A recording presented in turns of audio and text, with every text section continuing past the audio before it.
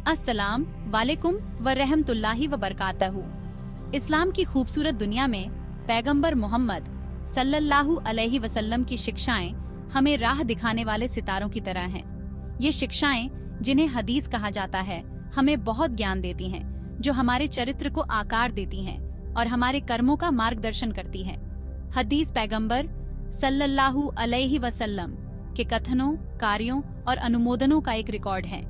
वे व्यावहारिक उदाहरण देते हैं कि कुरान की शिक्षाओं को अपने दैनिक जीवन में कैसे लागू करें।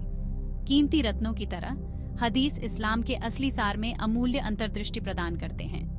हर हदीस एक गहरा संदेश देती है जो हमारे भीतर गूंजता है।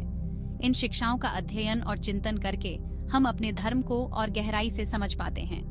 हम सीखते हैं कि अल्लाह की इच्छा के अनुसार कैसे जीना है और उनकी खुशी कैसे प्राप्त करनी है।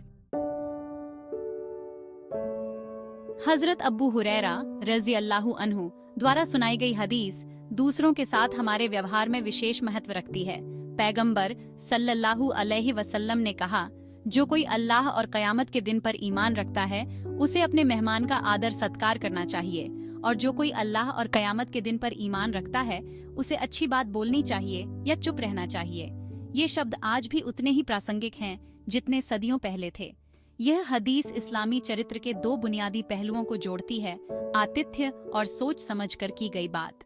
इस्लाम में आतिथ्य केवल भोजन और आश्रय प्रदान करने से कहीं आगे जाता है। इसमें दयालुता, उदारता और दूसरों को सहज और सम्मानित महसूस कराने की सच्ची इच्छा शामिल है। इसका अर्थ है अपने दिल और घरों को परिवार, दोस्तों और यहाँ तक कि अजनबियों के लिए भी खोलना। इसी तरह अपनी वाणी पर नियंत्रण सर्वोपरि है।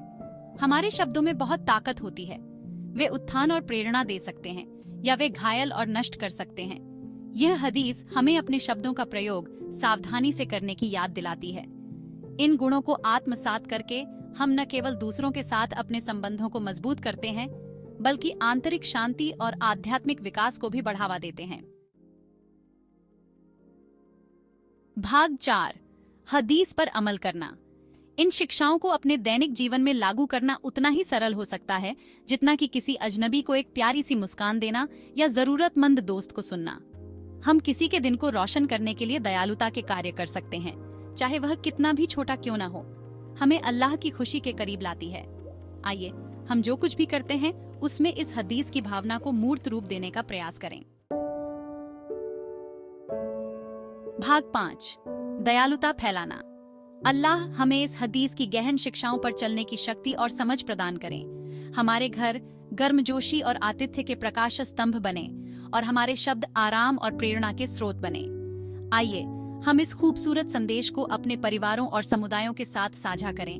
इन कालातीत सिद्धांतों को अपने दैनिक जीवन में पुनर्जीवित करें। साथ मिलकर हम एक ऐसी दुनिया बना सकते हैं जहां दयालुता प्रबल हो और हमारे शब्द हमारे विश्वास की सुंदरता को दर्शाते हैं।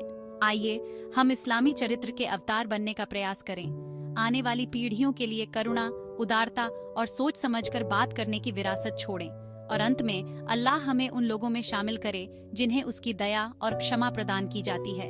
आमीन।